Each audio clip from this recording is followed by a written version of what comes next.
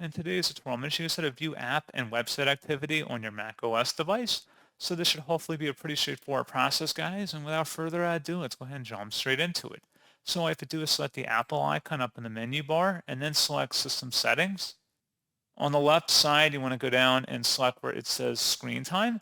And on the right side, underneath Activity, App and Website Activity, go ahead and select that.